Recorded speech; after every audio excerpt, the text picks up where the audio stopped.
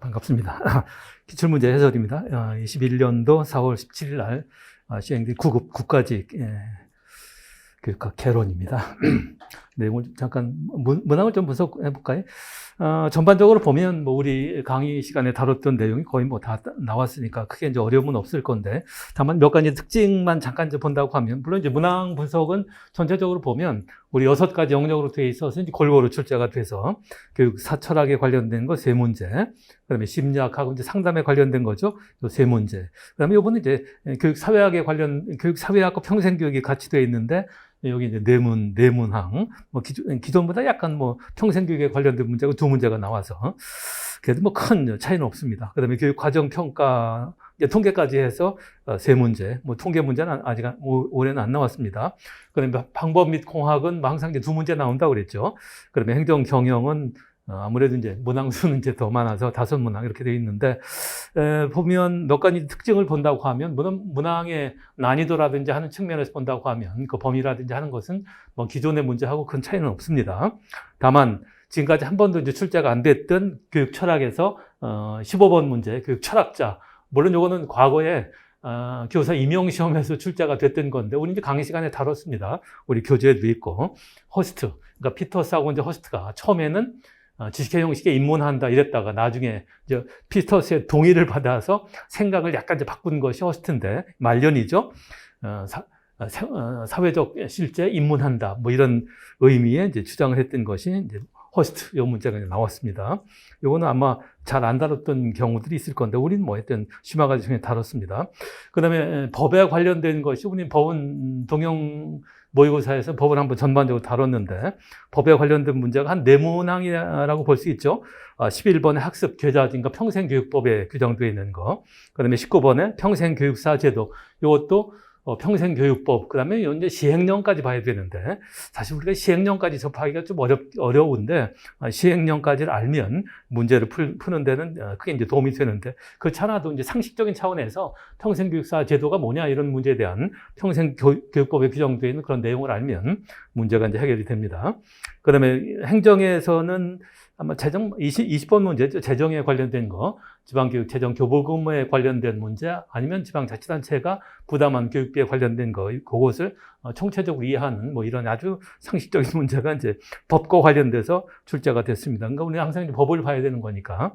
그 다음에 또 하나가 교육 과정에서 2015년도 개정교육과정, 이 개정교육과정에서 국가 지원이 있고 이제 교육청 지원 사항이 맨 뒤에 있는데, 그게 물론 이제 교육 과정령이기 때문에 이것들이 법이 되는 거죠.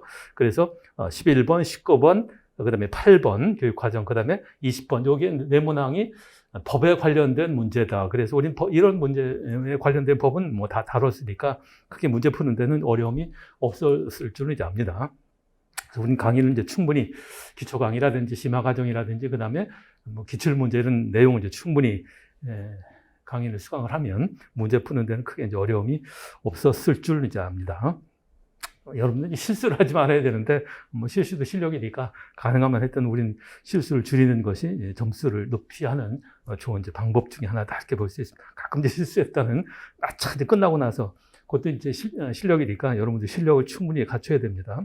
자, 문제는 이제 간단히 좀 봅시다. 1번. 다음에 해당되는 교육과정 개념. 뭐 이 개념에서 뭐 아주 상식적인 거죠. 지문을 보면, 만약 우리가 학교의 프로그램이 가져오는 결과나 그런 결과를 초래하는 측면에서 교육과정 역할에 대해서 관심을 갖는다면, 여기만 가지고는 뭘 얘기하는지를 모르죠. 중략해놓고 핵심은 이제 학교가 가르치지 않는 것에 대해서도 고려할 필요가 있다. 그러니까 학교는 반드시 뭔가는 이제 가르쳐야 되는데, 실제로 학생 입장에서 본다고 하면 왜 이거 안 가르칠까? 뭐 이래서 이제 빼놓은 거, 이런 것이 새로운 이제 교육과정 개념으로서 이제 70년대 아이즈너가 이제 주장한 거죠. 영교육과정에 관련된 문제니까. 요거는, 뭐 교육과정 개념 중에서 영교육과정에 관련된, 그러니까 요거는 이제 질적 연구라고 그랬죠. 영교육과정, 잠재적 교육과정, 요런 또 교육과정 재개념주의, 여기에 관련된 것은 70년대 이후에, 교육과정에 대한 이제 타일러식의 교육과정 개념에 대한 이제 새로운 접근, 그래서 재개념주의에 속하는 그런 논리. 뭐 1번 공식적 교육과정이나 4번 의도적 교육과정은 다 같은 논리죠. 공식적 교육과정이라고 하기도 하고, 의도적 교육과정 혹은 표면적 교육과정이라고 하기도 하고, 그다음에 잠재적 교육과정은 뭐 질적 접근을 하지만 이건 잭슨에 의해서 교사가 가르쳤는데 학생 입장에서 본다고 하면 그런 숨겨진 교육과정, 그래서 은폐된 교육과정 이렇게 쓰기도 하죠. 그다음에 영교육과정, 영교육과정 뭐 여러 가지 이제 예들이 있는데 여기서는 그 개념만 알면 문제를 푸는 데는 큰 어려움이 없었습니다. 자, 2번, 좋은 검사 도구가 갖춰야 될 다음의 조건. 뭐 이것도 이제 잘 나오는 거죠. 검사 도구가 갖춰야 될 조건. 뭐 크게 본다고 하면 타당도, 신뢰도 문제고, 그 다음에 신뢰도와 관련된 검사자의 신뢰도를 우리가 객관도 그랬죠. 객관도. 그 다음에 이제 실용도. 그래서 이 네 가지를 검사 도구, 그러니까 평가 도구라고 해도 되고, 이제 검사 도구가 갖춰야 될 구비 조건 네 가지. 뭐 여러 번 매번 이제 돌려가면서 작년 같은 경우는 뭐 실용도가 문제가 되기도 하고, 그 다음에 이제 뭐 타당도, 신뢰도에 관련된 여러 가지 검증 방법, 특히 재검사 신뢰도라든지 문학 내적 합치도의 이제 신뢰도 검증 방법. 그래서 여러분들은 앞으로 이제 뭐 지방직도 있고, 이제 앞으로 또 내년에 대비해서 공부를 할 사람들은 검사 도구가 갖춰야 될 네 가지를 분명히 구별을 해야 되고, 타당도가 뭔지, 신뢰도가 뭔지, 그 다음에 신뢰도에 관련된 객관도. 그래서 이제 가장 중요한 것은 타당도, 신뢰도 문제죠. 타당도 이제 종류가 문제가 되고, 타당도, 내용 타당도, 뭐 구인 타당도, 공인 타당도, 예언 타당 이런 내용에 관련된 거, 종류죠. 그다음에 신뢰도는 이제 검증 방법에 관련된 거죠. 재검사, 신뢰도, 동형검사, 신뢰도, 그다음에 반분 신뢰도. 그다음에 이것은 이제 제일 중요한 것은 문학 내적 합치도. 그다음에 신뢰도 중에서 검사 도구가 가지고 있는 그러한 조건을 따질 때는 신뢰도라고 하고, 검사 도구 중에서 사람도 도구니까 눈으로 봐서 이제 뭐 객관식 평가라든지 이런 것은 다 주관식 평가 이런 것은 사람에 관련된 문제니까 이런 것 따질 때 이제 객관도 이런 말을 다룹니다. 내용 볼까요? 자, 여러 검사자가 어느 정도, 그러니까 검사자끼리의, 또 채점자끼리의 일치된 평가를 하느냐를 의미한다. 그래서 주관적으로 평가하니까 뭐 되게 우리가 논술 검사라든지 아니면 우리 운동 경기에서 여러 명이 평가하는 종목들이 있잖아요. 뭐 옛날에 김영아가 잘했던 뭐 스케이팅이라든지 뭐죠, 스케이팅 프리 스케이팅 같은 거, 그 다음에 아니면 다이빙 같은 거 이런 것은 보통 7명, 8명이 평가를 해서 극단적인 점수를 빼놓고 나머지 가지고 평균 내는 거 이런 것들이 다 검사자의 신뢰도를 확보하기 위한 그런 방법이었습니다. 이것을 우리가 객관도라고 그러죠. 검사자의 신뢰도를 의미하는 것은 이제 객관도. 그래서 여기서는 타당도, 객관도, 실용도 이런 것들을 좀 잘 알고, 특히 제일 중요한 것은 타당도, 신뢰도에 관련된 문제. 무엇에 관련된 거냐, 측정 도구가 뭘 측정하느냐 이런 것은 타당도의 문제고, 어떻게 측정하느냐, how 여기에 관련된 것이 이제 신뢰도였습니다. 이것도 뭐 매번 다뤘던 거니까 뭐 어려운 건 아니죠. 쉬운 겁니다. 자, 문항 3번, 문제 3번. 다음에 해당되는 학습 원리는 학습 태도가 좋은 학생을 칭찬한다 했더니 얘가 물론 이것만 가지고 사실은 정확하게 정적 강하냐 부적 강하냐 보기는 아니면 벌이냐 이런 건 알 수는 없는데, 우리가 어떤 행동에 대해서 어떤 자극을 줬을 때 그 자극으로 인해서 그 행동이 증가를 가져오게 되면 이제 강화라고 그랬죠. 플러스적으로 강화시키는 것도 있고, 마이너스적으로 강화시키는 것. 플러스적으로 강화시키는 것은 정적 강화. 대부분은 뭐 칭찬해 준다든지 용돈을 준다든지 무슨 뭐 피자를 사준다든지 하는 것은 정적 강화가 되고, 뭐 우엽을 줘서 예를 들면 아주 혐오 자극 같은 걸 면제시켜줘서 잘하도록 하는 거. 이런 건 이제 부적 강화. 그래서 정적 강화, 부적 강화 이런 것들이 있었는데, 학습 태도가 좋은 학생인데 칭찬해 줬더니 더 잘했다. 이게 사실 이제 정적 강화가 되고, 이때 칭찬은 반면에 칭찬해 줬더니 멀쩡히 잘하던 놈이 칭찬해 줬더니 나중에는 농땡이 피고 안 하더라. 그러면 사실은 이때 칭찬은 이제 벌이 되는 거죠. 그래서 행동적인 항상 그 결과를 가지고 어떤 자극을 줬을 때 그 자극 때문에 행동을 더 잘하게 됐다, 증가됐다. 그러면 정적 강화되고, 어떤 자극을 줬더니 행동이 감소가 됐다. 그러면 그 벌이 되는 거, 그렇게 되는 거죠. 미술 시간에 과제를 잘 수행한 학생들의 작품을 전시했다. 그래서 이제 일종의 이제 칭찬의 효과로서 정적 강화죠, 정적 강화. 여러분들이 아마 이제 좀 어려운 것이 이제 부적 강화니까 부적 강화를 좀 공부를 해줘야 되고, 수요성 벌이나 제거형 벌은 벌의 일종이죠, 벌의 일종. 자, 그래서 이건 이제 정적 강화, 정적 강화. 자, 4번. 다음에 해당되는 개념은 뭐냐? 개념은 간단히 물었는데, 특정 계급적 환경에서 내면화된 지속적 성향이나 태도를 의미한다.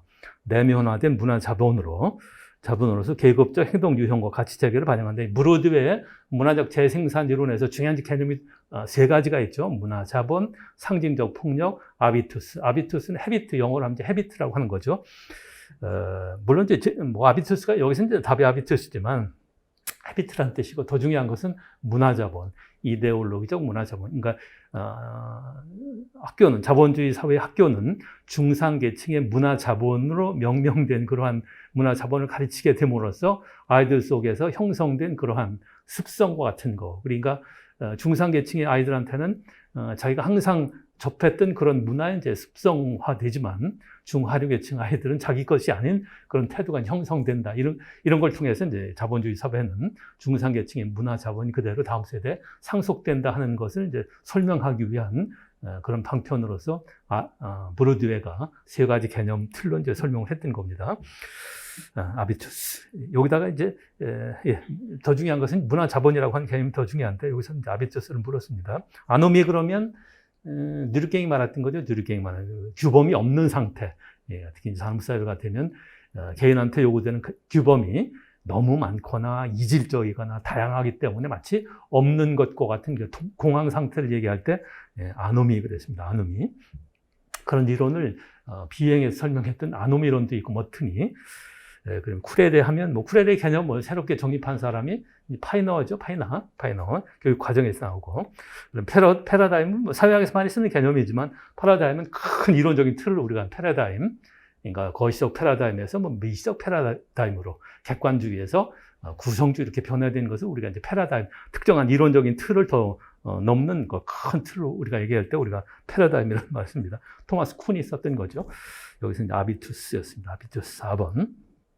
그런 개념, 그러니까 우리가 교육 사회학에서 기농론, 갈등론 중에서 재생산 이론 중에서 경제적 재생산 이론과 문화적 재생산 이론, 그 중에서 특히 이제 문화적 재생산 이론이 중요하죠. 그다음에 이제 신교육 사회학 문제도 또 출제가 됐는데 그렇게 이제 정리를 해서 교육 사회학의 큰 이제 이론적인 틀, 그다음에 각각의 이론에서 보는 학교 교육의 특징이 뭐냐, 어떤 개념을 가지고 특히 이제 재생산 이론에서는 경제적 재생산 이론과 브로드웨, 몰스틴티스죠. 그다음 문화적 재생산 이론과의 이렇게 이제 브로드웨 이런 개념들이 특히 문화적 재생산 이론에 관련된 용어들이 좀 어렵죠. 문화 자본, 아비투스, 상징적 폭력 이런 개념들을 이제 잘 정립을 해줘야 됩니다.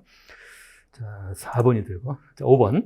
다음 교육 설계 전략에 해당되는 악스 모형의 요소는 동기를 설계하는 동기와 그러니까 교수 설계죠. 교수 설계에서 동기를 활용하는 교수 설계 이론. 켈러 거, 악스 모형. A, R, C, S 모형에서 요소는 뭐냐. 이게 한 40 다 합치면 이제 이런 거죠.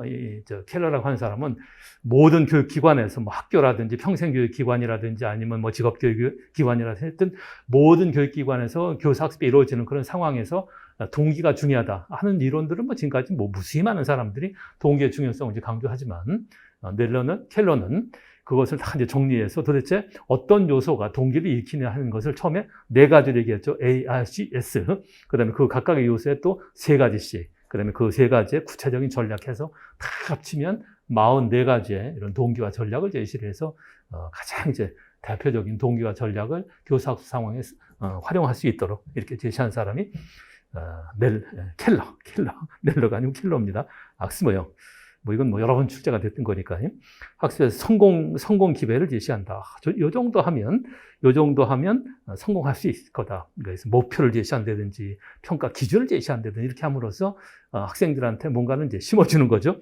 그다음에 학습의 필요 조건을 이제 이런 조건을 가지고 학습을 하면 충분히 성공할 수 있다라고 하는 그런 자신감 이런 걸 주는 거죠. 개인적 조절감 증대. 그래서 성공의 기회 제시, 필요 조건의 제시, 개인적 조절감 증대라고 하는 그러니까 자신감을 형성하기 위한 3가지 전략. 이렇게 이제 항상 4가지, 그 다음에 4가지 중에서 각각의 3가지씩, 그 다음에 구체적인 전략, 이렇게 아주 체계적으로 제시한 것이 이제 악스 모형이니까, 이 중에서, 자신감. 만족감은 이제 모든 교사 학습이 끝나고 난 뒤에, 이 수업이 만족스럽다. 그러니까 다음 교사 학습 활동에 동기요인을 작용할 수 있는 것이 만족감이 되는 거죠. 여기서 자신감. 앞에는 쉬운 문제. 대개 우리가 출제할 때는 이제 쉬운 문항이 앞에 있고, 좀 어려운 문항이 뒤에 배치하는 것이 원칙이라고 그랬죠. 자, 6번. 교수 설계를 위한 에디 모형. 에디 모형 제일 많이 나왔던 거. 아마 교육공학에서 요새 제일 많이 활용되는 것이 교수 설계 모형. 우리 교육 과정 설계 모형도 있고, 교육 교수 설계도 있고, 교수 설계. 에디 모형, 가장 기본적인 모형이죠. A 그러면 분석, D 그러면 설계, 세 번째 D 하면 이제 개발, 실행, 평가. 이 중에서 가장 이제 중요한 것은 두 번째 D가 되죠. 설계. 설계 단계에서 또 설계 단계 네 가지 요소인데 이제 순서가 중요하죠. 수업 목표 설정, 그다음에 평가 도구의 개발, 그다음에 계열화, 교수 전략 및 매체 선정. 이 네 가지는 가장 중요한 핵심적인 활동이고 그 중에서 이제 순서, 그 중에서도 가장 중요한 것은 수업 목표 설정. 이 수업 목표는 행동적 수업 목표를 정하는 것이 일반적이죠. 객관적인 모형이기 때문에. 그래서 이런 교수 설계라고 하는 것은 가장 교수 설계는 어떻게 가르칠 것이냐 하는 것을 의사결정하는 건데, 이런 설계를 하는 것은 가장 중요한 것은 어떻게 하면 수업 목표를 가장 효과적이고 효율적으로 달성할 거냐 하는 것에 이제 집중을 하기 때문에 수업 목표 설정을 중간에 놓고 이전 단계, 분석 단계, 그 다음에 그 이후의 단계 이렇게 크게 나눠진다고 그랬죠. 학습 목표 명세화, 행동적 목표를 정하는 것이 일반적입니다. 평가 도구 개발, 이 평가 도구 개발은 문항을 개발하는 거죠. 수업 목표가 명시가 됐으니까 그 목표가 얼마나 달성되느냐 하는 최종 평가 도구를 개발해서 나중에 평가하기 위한, 총괄 평가에 사용하기 위한 평가도 문항 개발하는 거. 그 다음에 그 하나 이제 빠진 것은 평가도 개발해놓고 이제 계열화죠. 내용의 순서를 제시하는 것이 계열화. 그다음에 매체 선정. 매체 선정은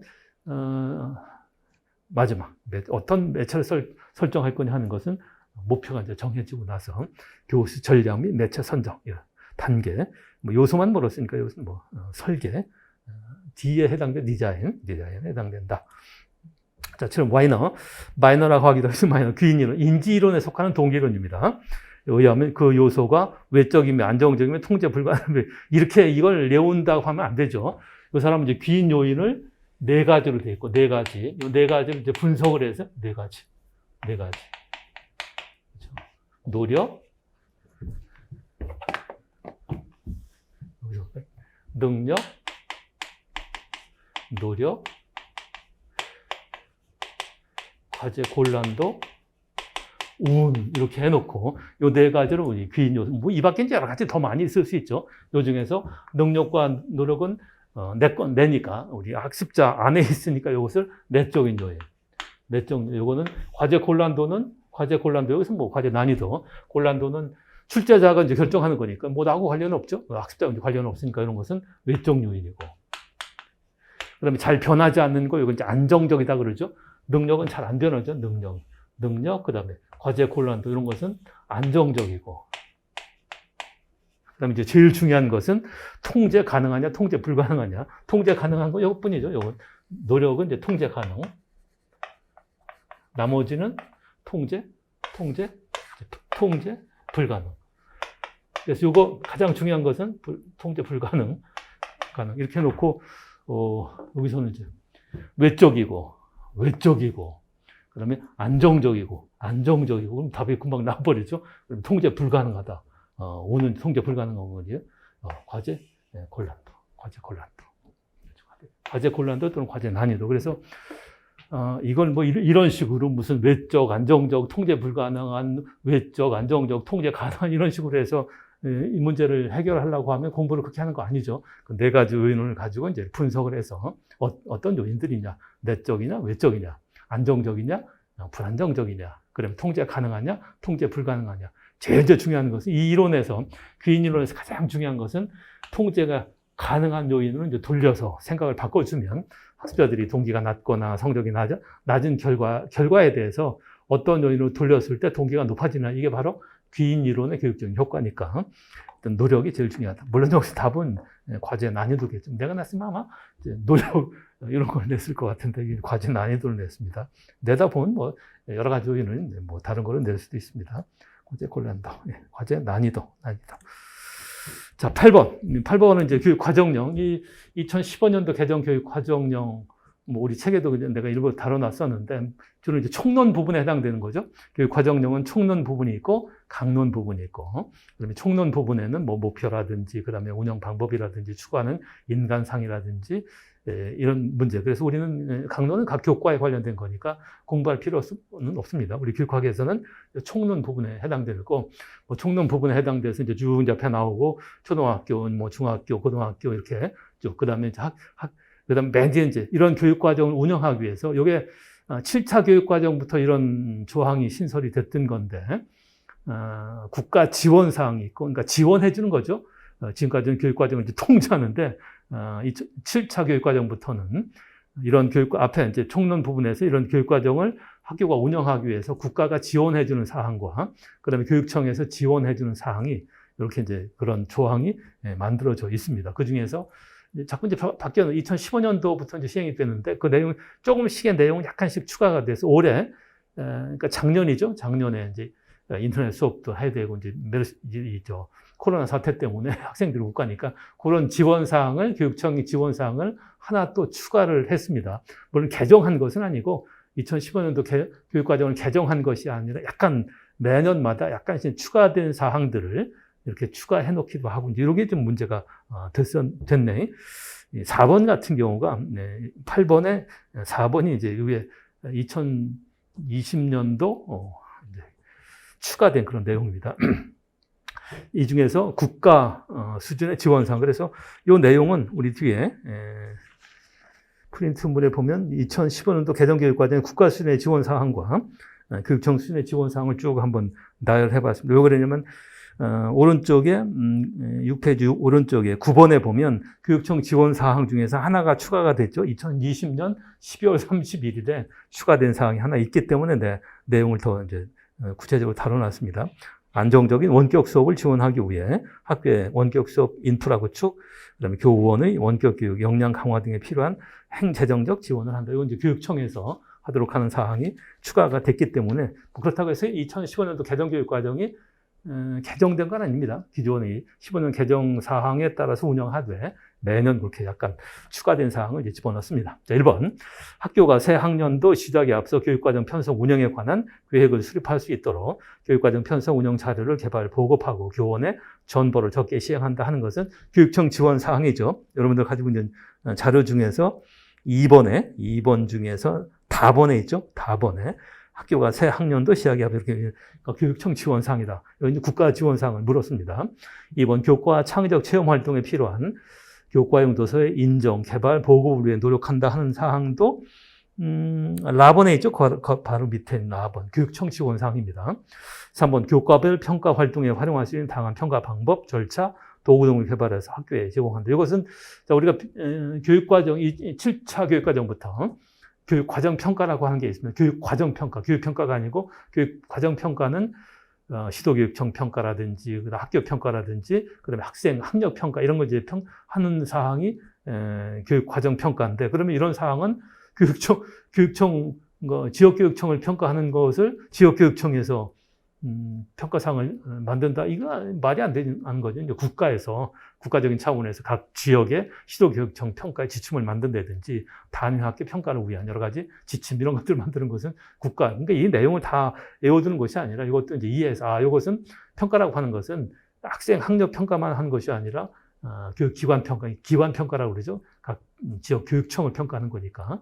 그 다음에 학교 평가 이런 거 그런 지원 사항들은 이제 국가가 한다 하는 것만 알아두면 이 문제는 풀기는 이제 쉽게 풀릴 수가 있습니다. 4번.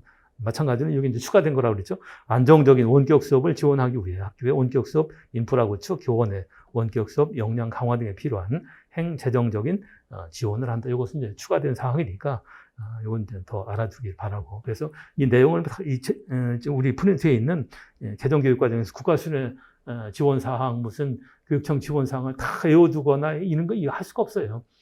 그렇게도 불가능하고 그렇게 해서도 안 되고. 기본적으로, 그러니까 교육학은 그러니까 전반적으로 다 이제 이해하는 그런 내용이다 이렇게 보면 되는 거죠.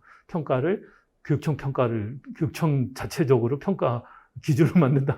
나를 평가하는데, 내 평가를 위한 기준을 만든다. 학생들이 학력 평가하는데 학생들이 평가 기준을 만들어 하는 것은 말이 안 되죠. 교사가 평가 어떤 기준을 만든다든지 하는 것이 학생을 평가하는 기준이고 학교를 평가한다 했을 때 학교 자체적으로 평가 기준을 만드는 것이 아니라 교육청에서 아니면 교육청을 평가하는 데는 당연히 국가적인 차원에서 전국적인 통일된 평가 기준 이런 것들을 만든다고 하는 점에서 평가 문제는 국가 지원 사항이다 이렇게 공부를 해주는 것이 그래서 물론 이제 한번 쭉 읽어보긴 해야 됩니다.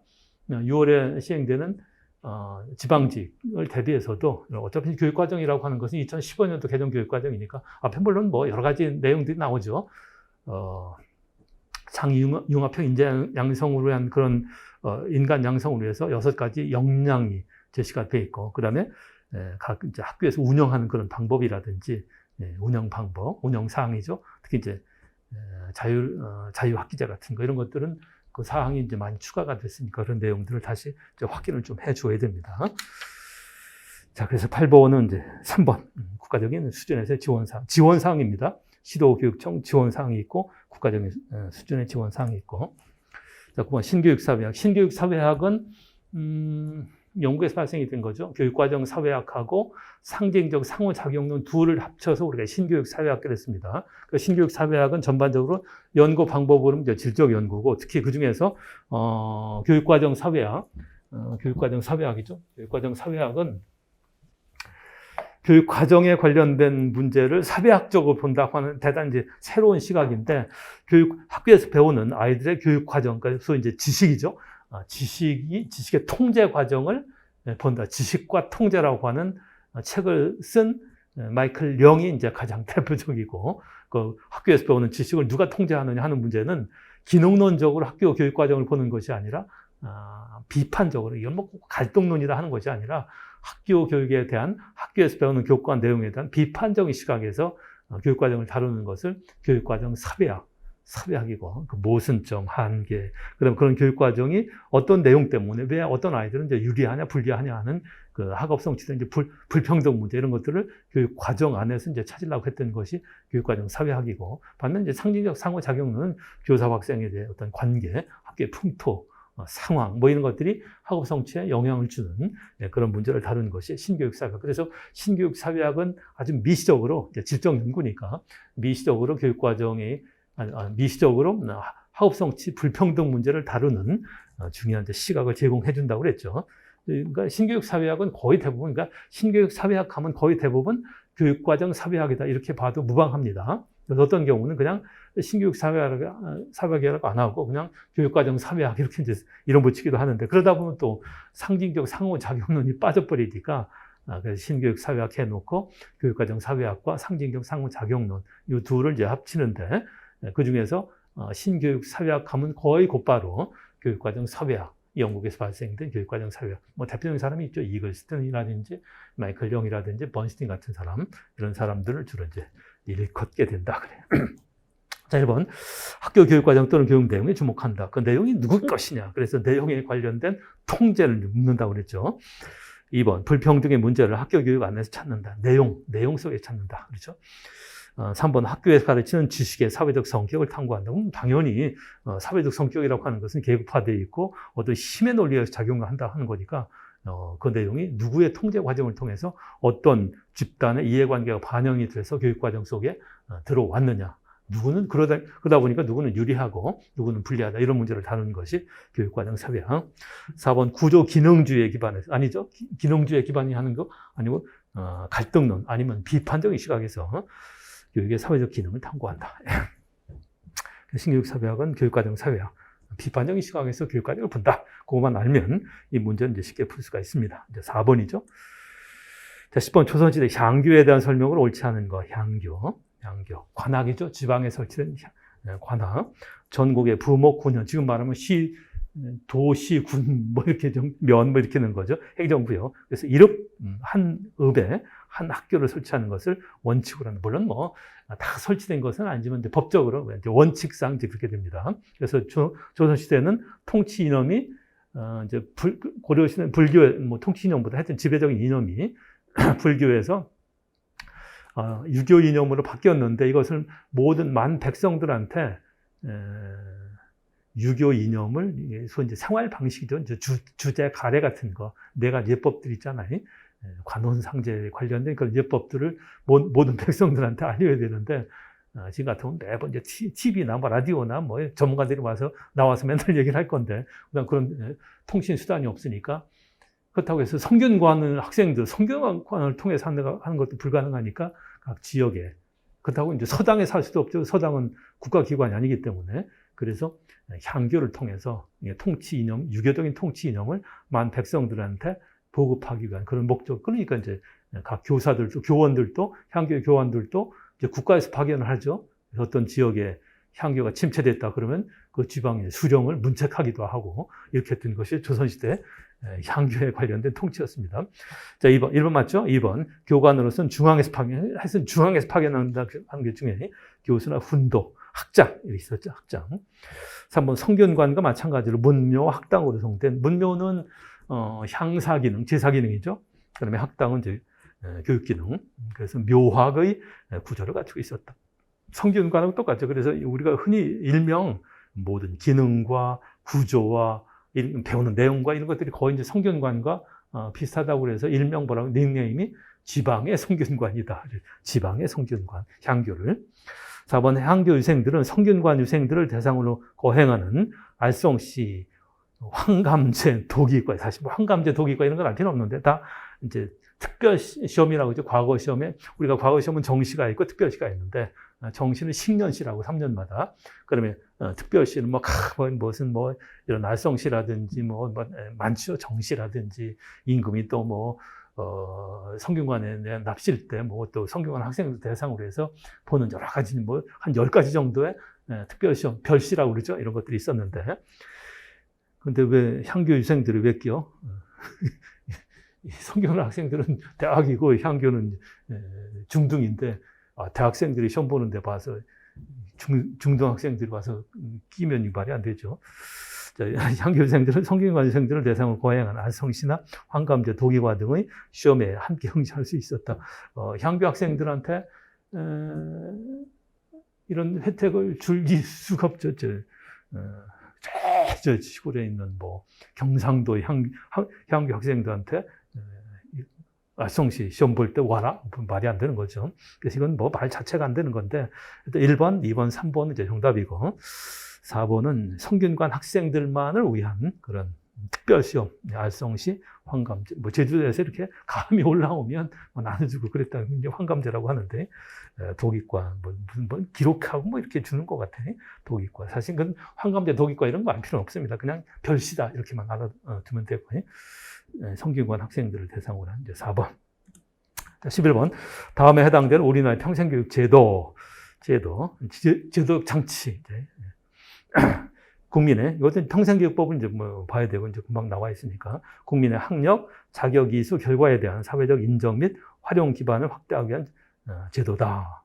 그래서 모든 경력들은 이제 관리, 누적해주는, 마치 은행에 수중에 돈이 좀 있으면 은행에다가 예치해서 이렇게 불리듯이 각종 학습 경험, 그러니까 평가가 인정된 기관에서 학습 경력을 인정해줘서 직장을 이동한다든지 이렇게 휴가제, 이렇게 휴가를 할 때 학습 휴가제 같은데 이럴 때 혜택을 주는 것.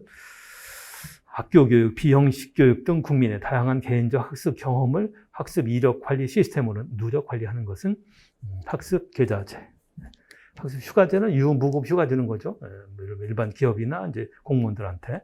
그러면 시간제 등록제는 학점은행제에서 시간제 등록제 같은 걸 시행을 하죠. 그러니까 인정된 시간에 등록해서 이제 그 학점만 따서 나중에 학점해서 나중에 학위를 받을 수 있는 그런 제도. 대학에 보면 가끔씩 이제 시간제 등록제 학생들이 와서 그 시간만 학점만 따고 그래서 따서 80학점 된다 그러면 전문 학사, 140학점 따면 이제 학사 이런 학위를 주는 것이 시간제 등록제. 그다음 평생교육 바우처는 쿠폰 같은 거죠. 저소득층, 그다음에 차상위계층, 그러면 65% 이하의 그 계층, 소득 계층한테 쿠폰을 줘서 1년에 한 35만 원 정도 활용할 수 있는 건데, 그래서 평생교육 기관 이런 데 이제 등록을 해서 교육을 받을 수 있는 그런 이제 쿠폰이 평생교육 바우처 이런 제도입니다. 바우처니까 혹시 이런 게 또 나중에 나오면 바우처니까 이제 쿠폰 같은 거 주는 거 이런 걸 한번 확인을 해주기 바랍니다. 여기서 이제 학습 계좌제. 바우처는 평생교육법에 규정되는 건 아닙니다. 그냥 행정적으로 시행하는 그런 제도 중에 하나죠. 시간제 등록제도 마찬가지고 법적으로 평생교육법에 규정되어 있는 것은 학습 휴가제라든지 학습 계좌제 이런 것들은 이제 법에 규정이 되어 있습니다. 자, 여기서 학습 계좌제, 평생 학습 계좌제 이런 말이 정확한 표현이 되죠.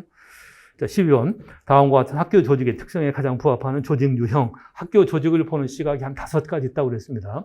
일반 조직 이론을 그대로 적용하는 관료제로서의 보는 관점, 그다음에 사회 체제로 보는 관점도 있고, 그다음에 학교 조직만이 가지고 있는 독특한 측면을 보는 것이 이완 결합체, 그다음에 조직화된 무정부 체제, 그다음에 전문적 관료제, 민주복 같은 사람. 그래서 이런 특히 이제 후자 3가지 경우는 이제 학교 조직만이 가지고 있는 독특한 측면을 얘기하는데, 학교의 목적은 구체적이지도 않고 분명하다. 이걸 줄이면 목적의 모호성 그랬죠. 목적의 모호성.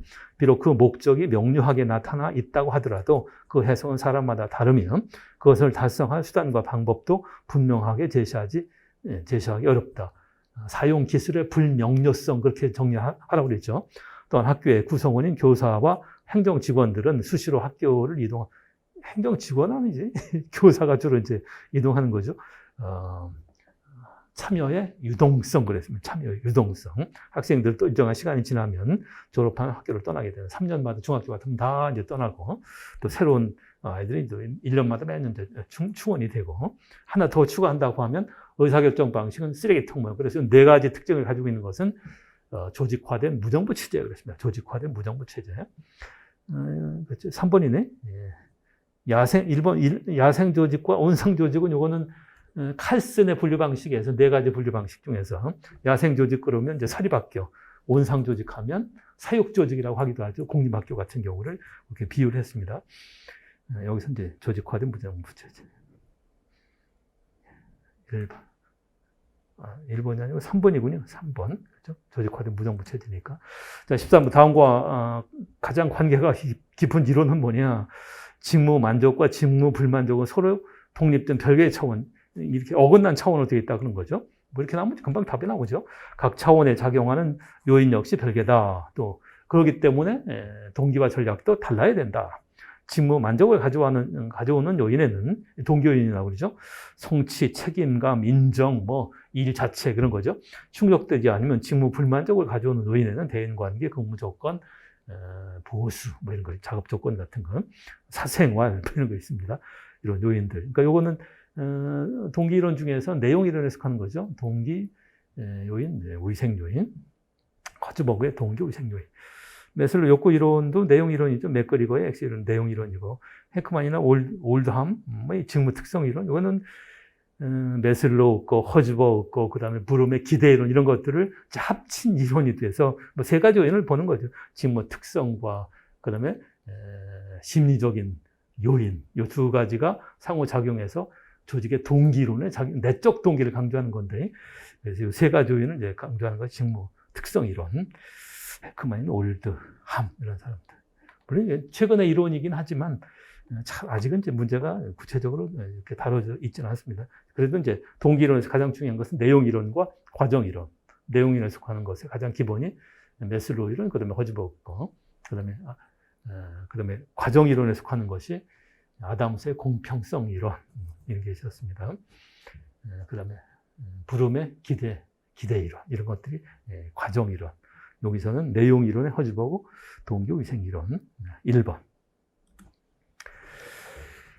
다음에 해당되는 자아정체감의 개념. 요 심리학이죠. 심리학에서 에릭슨하고 마샤가 청소년기의 자아정체감 상태를 4가지로 얘기를 했죠. 정체감이 완전히 형성이 된 건 정체감 형성, 반대는 정체감 혼미. 그다음에 되게 현대 청소년기가 이제 길어지니까 자아정체감 형성이 아직 형성이 안 된 상태, 열심히 찾고는 있지만 형성이 안 되고 있는 상태, 이런 걸 얘기하는 것은 정체감 유예, 그다음에 부모의 생활 방식을 따른다든지 이러면 정체감 유실 그랬습니다. 유실. 여기서 뭘 물었나 봐요. 의사결정을 할 때 대안을 고려하지 않고 부모 등이 제시하는 역할이나 가치를 그대로 선택하거나 수용한다. 이렇게 물어보면 되죠. 야, 네가 누구냐? 너는 어느 학교에 갈래? 어떤 전공을 할래? 뭘 따져? 나 생각해보지도 않고 그냥 부모들이 시키는 대로 부모 생활 방식을 따르거나 부모가 기대하는 대로 아니면 부모의 직업을 이어받는다. 이런 식으로 해서 그 답이 그렇게 나온 경우는 정체감 유실 그랬죠. 유실. 네, 유실. 사실 제일 중요한 것은 정체감 유예가 중요한데 여기서 정답은 이제 3번 유실. 부모의 생활 방식 이런 걸 따르는 것을 정체감 유실. 에릭슨하고 마샤의 성격 발달 이론에 해당되는 겁니다. 자, 15번. 다음의 주장과 가장 관계가 깊은 현대교육 철학자. 예, 요거는 뭐 우리 강의 안 들었던 사람은 잘 못 풀었을 것 같은데. 교육의 내용은 1차적으로 특정한 사회적 활동의 영역에 학생들을 입문시키는 일로 이루어져야 된다. 그러니까 사회적 실제 입문한다. 이건 이제 처음에 내가 얘기했듯이 처음에는 이제 피터스하고 허스트는 이제 동료이기 때문에 초기에는 뭐 책도 같이 쓰고 막 그래.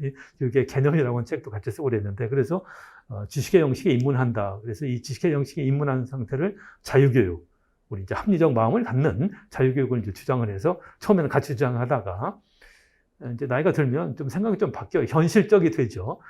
지식의 영식에 입문한다고 하는 것은 대단히 합리적이고 교양에 관련되고 생활과 직접 관련이 없는 그러한 논리를 지식의 영식에 입문한다고 이제 그랬는데, 나중에 좀 이제 말년이 되다 보니까 좀 생각이 좀 약간 바뀌었어요. 그렇다고 해서 피터스하고 같이 얘기를 했는데, 지식의 영식에 입문한다고 하는 것을 책에도 쓰고 이제 같이 했는데 독자적으로 얘기할 수 없으니까 피터스한테 이제 동의를 받아서 생각을 약간 이제 바꿨는데, 이거는 바꿨다고 해서 지식의 형식에 입문한다고 하는 거고 완전히 정반대가 아니고, 지식의 형식에 입문한다라고 하는 생각, 그래서 이제 자유교육인데, 이것은 합리성을 이제 갖추는 거죠. 그런데 이제 현실적으로 우리가 어떻게 하면 행복한 삶을 살아야 될 거냐, 뭐 이런 문제, 어떻게 하면 건강한 삶, 이 삶과 관련된 문제, 이런 것들을 이제 약간 이렇게 이제 구체적인 좀 땅에 이렇게 생각을 딛고 생각 약간 수정했다, 뭐 이런 정도 이제 봅니다. 합리성이라고 하는 것에 근거를 두되 합리적인 삶, 뭐 구체적인 삶, 생활과 관련된 실제적인 삶, 이런 것들을 이제 약간 생각을 이제 바꿨다, 그런 정도가 됩니다. 이제 이러한 활동들은 사회적으로 발전되거나 형성된 것들로서 해당 사회를 구성하는 개인들이 개인적으로나 집단적으로 종사하는 행위의 패턴들이다. 교육에서 가장 근본적인 것은 건강한 삶을 사는 일이며, 건강한 삶. 근데 사실 지식의 형식은 건강한 삶은 아니죠. 정신적으로 합리적인 삶, 이런데 실제적인 삶, 건강함 이제 실제적인 거죠. 바로 이 활동들이야말로 개인의 건강한 삶을 구성하는 요소들이 된다. 그래서 사회적 실제 입문한다, 이런 걸 주장했던 허스트. 네. 프레이리, 3번의 프레이리는 민족교육론자 프레이리, 페다고지 오브 더 오프레스트, 억압받는 자의 교육학. 그래서 사회학에서 나왔던 인물이고, 문제 제기식 교육, 그러니까 침묵의 문화, 이런 걸 가르치는 것이 아니라 문제 제기식 교육, 이런 걸 강조했던 것이 프레이리. 마르쿠제는 비판 철학자, 마르쿠제, 하버마스, 마르쿠제, 호르카이머, 이런 사람들이 다 비판 철학자들이고, 마르쿠제는 철학자긴 합니다. 네, 여기 허스트, 네, 허스트. 우리 강의 시간에 다루긴 했습니다. 우리 교재도 있으니까 한번 다시 보기로 하고. 16번. 교육 행정의 접근에서 인간관계론의 관점을 보기 어려운 것은, 그러니까 행정이론의 발달 과정에서 고전적 조직이론, 인간관계론, 그다음에 행동과학이론, 체제이론, 그다음에 대안적 관점, 이렇게 쭉 이제 변했죠. 그중에서 인간관계론, 30년대, 40년대 인간주의 심리학에 기초하고 메이어하고 이제 홀렛의 메이어하고 레슬리스버거 실험에, 고전 공장 실험에서 비롯된 것이 인간관계론. 1번, 그러니까 반대가 되죠. 과학적 관리론과 정반대 입장이 인간관계론. 1번, 개인은 적극적이면 능동적인 존재다. 인간주의 심리학에 기초했으니까. 반대로 수동적이고 통제하는 대로 행동한다 그러면 행동과학이론. 과학적 관리론. 2번, 경제적인 유인가가 유일한 동기 유발 요인은 아니다. 그러니까 경제적인 유인가만으로 동기화된다 그러면 과학적 관리론인데, 그것만이 아니라 심리적인 요인도 중요하다 그러죠. 3번, 고도의 전문화가 집단을 가장 효율적인 조직으로 이끈다. 분업과 전문화, 이런 걸 강조하는 것은 관료제를 고전적 조직이론에 속하는 거죠. 3번은. 4번, 생산 수준은 개인의 능력이 아니라 비공식 집단의 사회적 규범에 따라 결정된다. 그러니까 비공식적 집단의 중요성, 비공식적 인간관계, 이런 걸 중시했던 것이 인간관계론. 16번은 3번. 17번, 피들러 리더십 상황이론. 우리가 지도성 이론 중에서 특성 이론, 40년대 이전에, 그 다음에 50년대는 행동적 접근, 그 다음에 60년대 이후에는 상황적 접근, 3차원 지도성이죠. 여기 이제 대표적인 이론이 여기서부터 공부를 해줘야 된다고 그랬죠. 상황적 리더십. 대표적인 것이 물론 뭐 허쉬와 브랜차드 거지만 피들러 거는 그 세 가지 상황적인 요인만 좀 알아두라 그랬는데 중요한 것은 구성원의 또 부하들의 성숙도를 강조했던 허쉬와 브랜차드가 이제 제일 많이 나왔고, 그 다음에 이제 80년대 들어와서 강조되는 것이 변혁적 지도성. 그래서 이런 상황적 지도성과 변혁적 지도성은 요새 현대 지도성에서 이제 특히 적용되어 쓴 이론이기 때문에 1번 구성원의 성숙도를 강조하는 것은 3차원 지도성, 그러니까 리더십 상황 이론에는 속하지만 허쉬와 브랜차드 거죠. 허쉬와 브랜차드 거. 2번 과업의 구조와 정도, 지도자와 구성원의 관계, 또 지도자가 구성원에 대해 가지는 영향력의 정도, 지위 권력이라고 하죠. 권력 관계. 2번, 3번, 4번은 피들러 거고 1번은 허쉬와 브랜차드 거. 그래서 사실은 피들러 걸 잘 몰라도 허쉬와 브랜차드는 어떤 요인을 상황 요인으로 받느냐 이것만 알아두면 금방 또 문제가 해결이 될 수도 있습니다. 1번. 자, 18번. 다음 내용을 포함하고 있는 일제 강점기 조선교육령. 조선교육령이 4번에 걸쳐서 개정이 되죠. 한일합방이 되고 나서 1차 1911년도, 그 다음에 1922년도 2차, 그 다음에 1938년도 3차, 그 다음에 1943년도죠. 4차 개정이 되는, 그 중에서 제일 이제 특징적인 것이 2차, 1922년도니까 왜 그러냐면 1919년도 3.1운동이 나고 나서 일종의 문화정책의 일환으로 처음에는 조선 사람들은 4년제 보통학교, 일본 사람들은 6년제 소학교 이렇게 차별적으로 하다가 이제 일종의 문화정책 일환으로 조선 사람들도 6년제 보통학교 이렇게 약간 좀 더 높여주고 소학교라고 하기도 하고, 그 다음에 이제 1922년도부터 38년도까지니까 이게 2차 아니, 근데 이때 이제 1925년도에 대학령에 의해서 대학이 경성제국대학이 설립되기도 하고, 또 교원 양성을 사범대학에서 하기도 하고 했던 것이 4차, 이제 2차 때죠. 2차 때. 그 다음에 조선업 과목을 이제 인정해주기도 하고, 이런 문화정책을 했던 것이 그 시기. 보통학교의 수업연한은 6년으로 한다. 그러니까 원래 보통학교가 처음에 우리는 이제 소학교가 들어왔었죠. 6년제. 그러다가 일제가 되면서 통감부 시대 1906년도죠. 통감부 시대 교육령을 개정을 해서 조선 사람들은 4년제 보통학교 이렇게 좀 줄였죠. 뭐 6년까지 뭐 이렇게 많이 배우느냐. 4년만 배우라 그래서 그랬다가 이때 문화정책 일환으로 6년제 이렇게 늘려놨습니다. 단 지역의 상황에 따라 5년 또는 4년을 할 수 있다.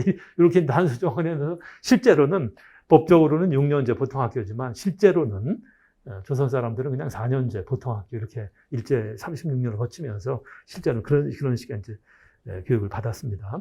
저급한 실업교육이다 이렇게 그런 정책이죠. 전문교육은 전문학교령에, 대학 및 그 예비교육은 대학령에 의한다. 그래서 대학령에 의해서 경성제국대학, 그러니까 조선 사람들이 밀립대학 설립운동을 하니까 그것을 무마시키고 그 일환으로 1925년도에 경성제국대학을 설립했던 것이 일제였습니다. 2차 때. 그러니까 2차, 그 다음에 이제 3차도 중요해, 사실은. 3차는, 이 조선교육령의 기본 정신은 황국식민화 정책이죠. 황국식민화. 천황국가의 신화된 백성을 황국식민화라 그러죠. 이런 정책이 가장 본격적으로 시행된 것이 원래 이제 3차 때고, 여기서는 이제 2차 때는 문화정책 일환으로 이런 식의 문화정책을 썼던 것이 조선교육령 시대. 2번이죠. 한국교육사에서 다뤘습니다. 19번. 다음 중 우리나라 현행 평생교육사 제도에 대한 설명으로 옳은 것만을 모두 고르면, 그러니까 평생교육사 제도는 평생교육법에 있고, 그 다음에 구체적인 몇 급이냐, 어떻게, 어디에서 양성되냐 하는 것은 그 시행령까지 이제 봐야 되는 건데, 그래서 우리는 법은 이제 시행령까지 보기는 참 어렵기 때문에 주로 평생교육법만 주로 다뤘는데, 이건 초중등교육법도 그렇죠. 물론 시행령에 이제 시행령까지도 일부 다루긴 했지만, 여러분들이 나중에 공부할 때 시행령도 한번 좀 확인을 좀 해줘야 됩니다. 자, 평생교육사의 등급은 1등급부터 1급부터 3급까지를 구분한다. 대개 이제 이 평생교육사는 국가 자격증이거든요. 이제 국가 자격증이 되게 이제 평생교육사도 있고, 그다음에 청소년 상담사, 지금 공부하고 있는데, 평생교육사, 나는 이제 1급을 하고 있는데, 그 다음에 평생, 청소년 상담사, 그다음 청소년, 뭐라 그러나, 청소년, 어떤 지도사, 평소년 지도사. 요게 이제 국가 자격증들인데, 이건 되게 3급까지, 1급, 2급, 3급. 그래서 상급에서 이제 경력이 쌓아서 시험 보면 2급이 되고, 2급이 다시 또 1급이 되고, 이렇게 이제 올라가는 거고. 마찬가지, 평생교육사도 1급부터 3급까지. 그러니까 처음에는 이제 상급을 주죠. 상급 시험이 있고. 물론 이제 1급에 곧바로 들어가는 경우도 있습니다. 나 같은 경우는 이제 교육학 박사 있다 그러면 1급 청소년 상담사 이렇게 볼 수 있는 자격을 주는데, 평생교육사도 마찬가지. 물론 이제 기본은 상급에서 이제 2급 이제 경력 쌓고 시험 봐서 또 1급 되고, 이게 이제 기본입니다. 평생교육사도 그렇고, 청소년 상담사도 그렇고. 경맞 2번, 니은 평생교육사 2급은 대학 수준에서, 평생교육사 3급은 전무대, 그렇진 않아요.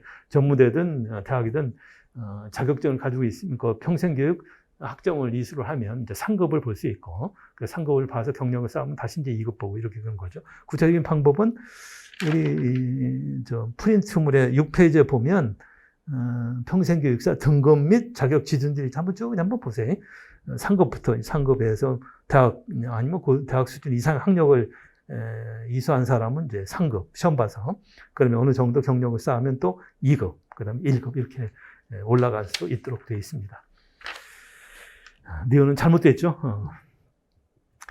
디귿 학점 인정 등에 관한 법률에 따라 평가 인정을 받은 학습과정을 운영하는 교육기관에서도 평생교육사 자격 취득에 필요한 학점을 이수할 수 있다. 그래서 학점 이수에 관련된 문제는 평생교육법이라든지 그 시행령에 규정이 되어 있습니다.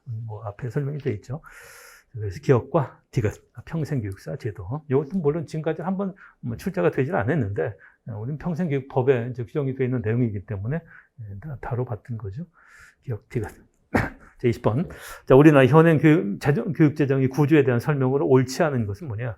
1번, 국가가 지방자치단체에 교부하는 교부금은, 그러니까 지방교육재정 교부금이죠. 보통 교부금과 특별 교부금으로 나눈다. 그래서 보통 교부금은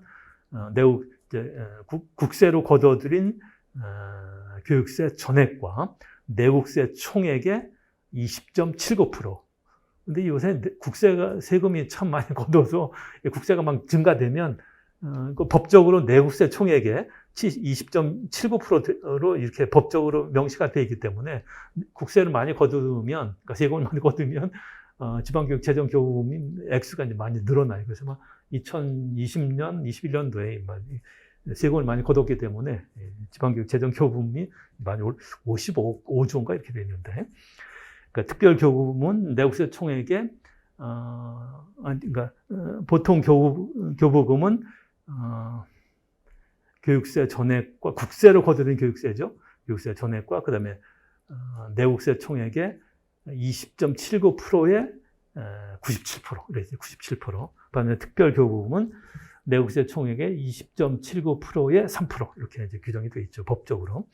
이번 교육부의 일반 회계, 특별 회계, 대부분 다 교육부 회계는 일반 회계인데, 특별 회계는 아마 대학의 무슨 부속 병원 회계 이런 게 되게 이제 특별 회계에 속하는데, 정부와 교육과 학회 활동을 위해 투자되는 예산을 말한다. 교육부 일반 회계 세출 내역 중에서 가장 규모가 큰 것은 지방교육 재정 교부금이다. 2021년도 교육 예산이 신문에 보도된 거 보면 79조인가 그렇게 되어 있는데, 79. 전체 예산은 500조가 넘죠.